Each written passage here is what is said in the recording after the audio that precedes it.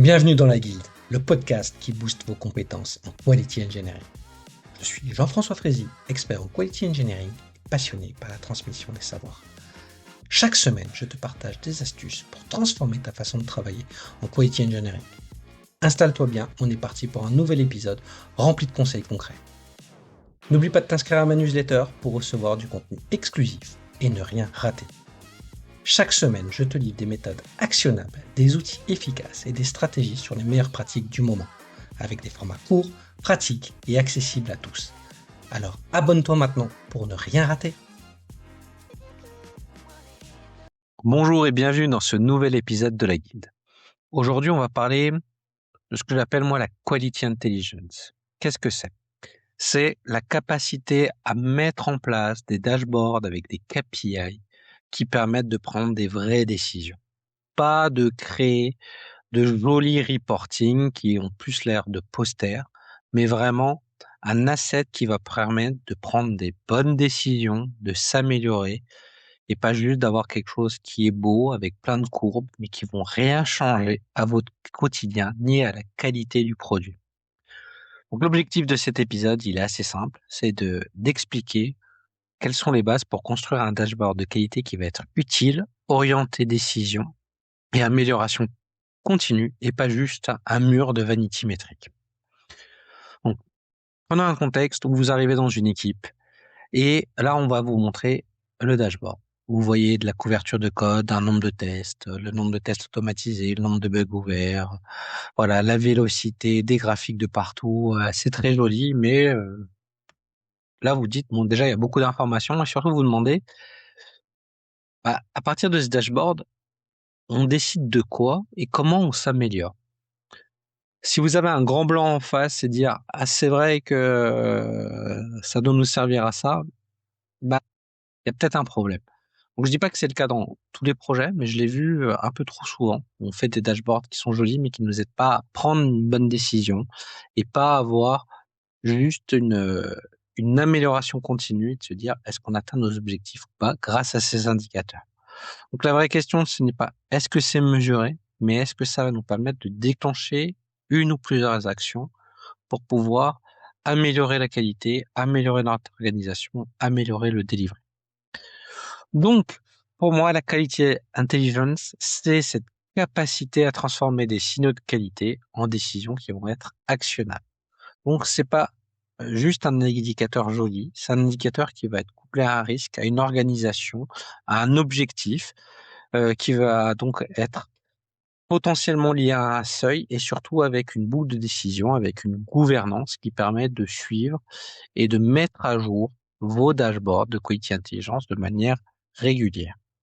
Donc c'est tout l'inverse un peu de ces vanity métriques qui donnent l'impression qu'on a des chiffres qui sont faciles, qu'on est sur la bonne voie et qui dit bah oui, nous on a 250 tests automatisés, mais au final on a toujours autant de tests manuels, on a toujours autant de bugs en production et on a juste rajouté un coût supplémentaire, mais on n'a pas amélioré ni la qualité ni la vitesse de délivrer en production. Donc c'est ça sur lequel il faut lutter sur ces dashboards, c'est vraiment dans l'efficacité pour vraiment voir tout. Donc le but c'est pas d'avoir un pourcentage de couverture pour un pourcentage de couverture, ni un nombre de total de tests pour un nombre total de tests, mais c'est vraiment quelque chose qui nous permet de prendre des décisions efficaces et de voir si on est sur la bonne trajectoire qu'on a décidé dans notre roadmap. Donc des chiffres qui vont aider vraiment à décider. Une règle d'or, c'est si on a un KPI qui permet pas de traquer une amélioration ou une dégradation et donc d'associer une action et de prendre une décision, est-ce que cet indicateur est utile? La réponse c'est non. Donc, pour s'aider à décider, est-ce que ça va me permettre de faire un go-no-go? Est-ce que ça va me permettre de dire on n'est pas en mesure de continuer la release pour la déployer en production? Où est-ce qu'on doit investir? Est-ce que ça nous permet d'améliorer telle ou telle pratique comme on l'avait prévu? Est-ce que ça nous permet de réduire un risque ou pas? C'est ces questions-là qu'on doit se poser lorsqu'on met en place un KPI et pas juste avoir un beau symbole de Noël qui brille de partout sur des grands écrans dans les bureaux. Donc ça, c'est super important. Donc le but, c'est vraiment de se dire, est-ce que ça couvre un risque? Est-ce que ça va potentiellement gérer un problème? Est-ce que éventuellement, je vais le mettre dans une quality gate pour vraiment obliger à passer ce seuil-là et de se dire si ça, on l'a pas de bras, pas de chocolat, on n'avance pas. Donc un KPI utile, C'est une décision qui est souvent, qui doit permettre de créer une décision qui est associée à un risque, qui va entraîner une action éventuellement qui va être associée à un seuil pour mettre en place une quality gate. Donc si vous n'avez pas ces choses-là, ça va être compliqué, enfin, d'utiliser vos KPI pour pouvoir vous améliorer et prendre de bonnes décisions de façon collective. Donc moi, ce que j'aime bien, c'est lorsque je vais créer des dashboards de quality intelligence, c'est d'avoir un peu 3 niveaux, 3 couches pour essayer d'avoir une vision à plusieurs niveaux qui va nous permettre de bien communiquer, de bien décider, de voir ce qu'il en est.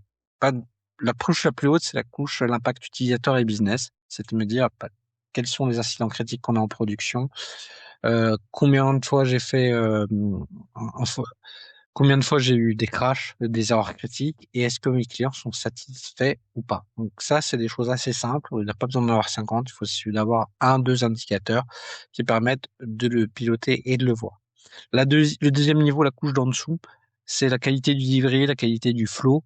C'est est-ce qu'on est capable de livrer sans faire du rework, sans avoir peur, de façon efficace. Donc pour ça, les métriques DORA sont assez efficaces, comme le change failure rate. Rajouter du MTTR pour avoir le mean time to repair, combien de temps on est capable de fixer. Et ce que j'aime bien, c'est de mettre en place un indicateur qui vaut le rework. C'est combien de fois on a dû retravailler la story, le fixe pour pouvoir livrer dedans. Et donc, il faut tendre. Moi, ce que j'aime bien comme indicateur, c'est le first pass tilt. C'est combien de fois est-ce qu'il faut tendre sur le fait de livrer bien en une seule fois le plus souvent possible. Donc ça, c'est important d'essayer de le mettre en place. Et la troisième couche, qui est le niveau un peu plus opérationnel, le côté un peu plus quality engineering, c'est de se dire quels sont mes indicateurs qui m'aident à comprendre tout ce qui s'est passé dans les autres couches et qui me permettent de prendre les meilleures décisions. Les tests automatisés Flaky, la compartimentation des bugs par composants et par sévérité. Donc, quels sont les endroits où il y a le plus d'anomalies, le plus de risques et le plus d'impact associés à des parcours critiques.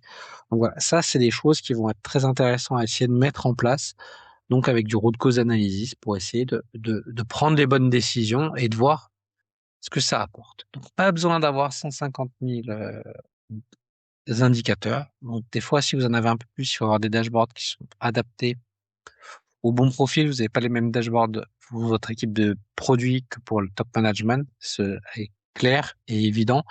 Mais il faut bien prendre en compte que ces indicateurs doivent vous aider à vous améliorer et à prendre des meilleures décisions de manière collective. Donc, ce qui est important, c'est vraiment de se dire comment je cartographie ces indicateurs, comment je les suis, comment je les pilote au quotidien pour pouvoir les mettre en place et pouvoir regarder. Donc, ce qui est important, c'est d'avoir un système de gouvernance au quotidien. Si j'ai un dashboard mais que personne ne le regarde, ça sert à rien. Donc, déjà, ce qu'il faut se décider, c'est quels indicateurs je regarde en daily, quels indicateurs je regarde chaque semaine, quels indicateurs je dois regarder après un incident, etc., etc. Donc, ça, c'est la structure. Et après, il y a la gouvernance de la maintenabilité de votre dashboard. Est-ce que cet indicateur, on l'utilise vraiment? Est-ce que ça nous apporte de la valeur ou pas? Est-ce que je dois en rajouter un autre? Oui, pourquoi?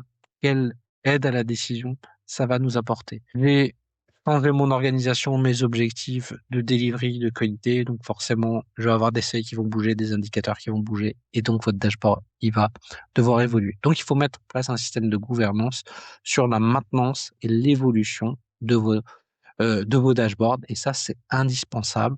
Et c'est quelque chose qu'on doit faire de façon régulière, pas toutes les semaines, mais peut-être 2 fois par an. Ça dépend de vos organisations et à quelle vitesse vous bougez dans vos organisations et dans vos objectifs. Donc, pour résumer, un indicateur, ça doit surtout pas être un vanity metric, ça doit être un indicateur qui vous permette de déclencher une action, de voir si vous êtes aligné avec vos objectifs de qualité, de delivery, d'organisation. Et votre dashboard, en gros, s'il a plus de 12 graphes, il y a certainement un problème d'affichage et de compréhension de l'information. Donc, le but, c'est que quand vous regardez vos dashboards, en un instant quasiment, vous êtes capable de voir si ça va bien ou si on doit s'améliorer ou si on doit prendre une bonne décision. Donc, si vous avez un dashboard et que vous n'êtes pas capable de prendre une décision rapidement et d'être en confiance sur la qualité de ce que vous avez délivré, qui est en phase avec ce qui est livré en production, vous êtes certainement en phase de vanity metric. Et donc, je vous invite à réécouter cet épisode pour essayer de changer tout ça et de le mettre en place. Merci d'avoir écouté cet épisode sur la Quality Intelligence et je vous dis à très bientôt dans la guilde. Merci d'avoir écouté cet épisode. C'est grâce à toi que la guilde continue de grandir.